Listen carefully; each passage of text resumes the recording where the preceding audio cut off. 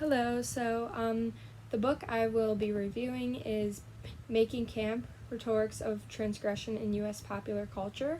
Moving into this book, I really had no idea what to expect. I'm going to be completely honest, I didn't really know what camp was or had kind of no context of what I was going to be reading. So the first thing I actually did was Googled about what exactly camp is. In the definition online, provided by artandpopularculture.com, is camp is an aesthetic sensibility that regards something as appealing or humorous because of its deliberate ridiculousness. So it's kind of this ridiculous persona. I like to think of it as, from what I picked up reading this book, as like bright colors, kind of like the unusual fashion statements, or kind of doing unusual things that are seen as ridiculous yet still appealing to the public because they are ridiculous. So the introduction discusses Desperate Housewives, which really stuck with me because I watched that show growing up at a very young age, probably younger than I should have been watching it. But that really gave me a good first grasp on the book because that was something that I could relate to and kind of getting an understanding of what camp was. The introduction also discusses kind of different artists and people in pop culture, especially in the earlier 2000s and 1990s, that were seen as camp. As long as shows, too. I don't know if I mentioned that. I'd like to make a note about this and something that I think could have greatly improved this book, not just in the introduction, but in the book as a whole. I think that there should have been a chapter on Elton John, or some discussion of Elton John. I haven't done any research to see if he was actually considered camp, but from my understanding of camp, he's the perfect representation of it, as well as being a male and breaking the stereotypes of dress and performance during his era. Kind of the ridiculous fashion statements, a lot of glitter, a lot of shine, a lot of color. So I think that's the first thing that I noticed as the book as a whole that could have been implemented to improve it. So the first two chapters really go into the arguments of camp about pop camp versus authentic camp, and how pop camp is seen as not so bad, but how it's not really real camp. It also goes into detail about drag and gender and aesthetics, and how gay males in drag play such a large role in camp, and how they kind of have come to shape it, referring to like gender and identity.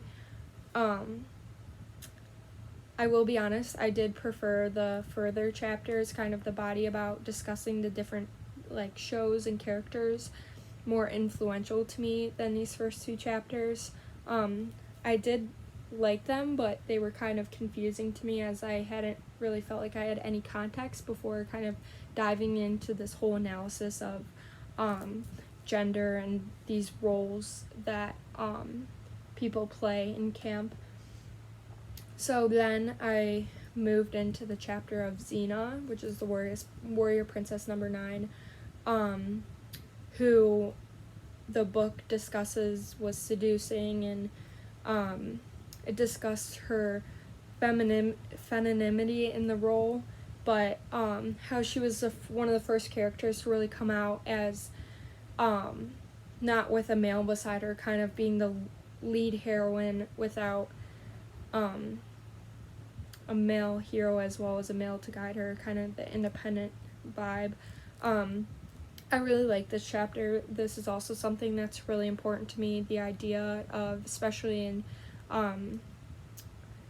like Disney and other shows and popular movies, about how females are kind of seen as weak and needing the help of a male. save them. So I think this was very important for camp to kind of break that stereotype of women being dependent on the male. So the next chapter is about Karen Walker, drag hag. It kind of gives a different idea of camp than the first chapter. It kind of includes a gay male.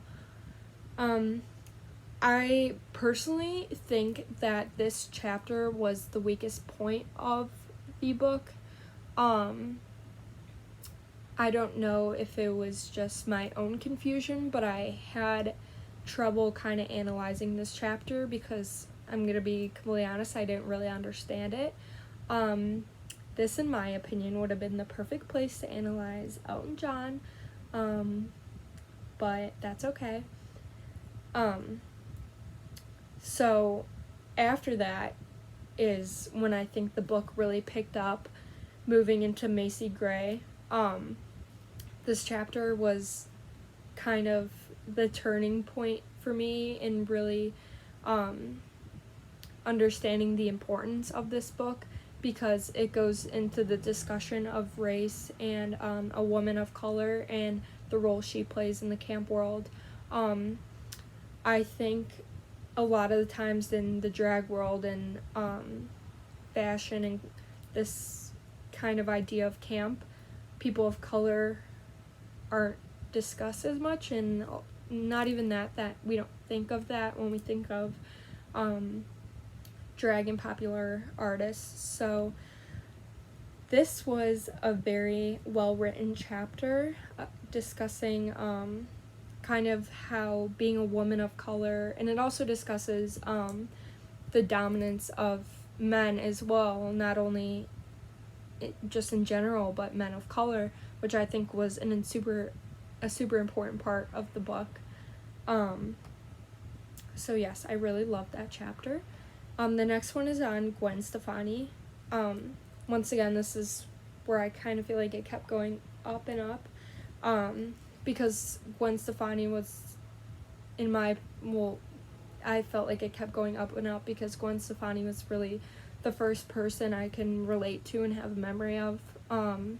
Obviously, everyone before this was kind of out of my zone of really knowing in, like, my past. So Gwen Stefani was seen as, like, the more modern idea of camp.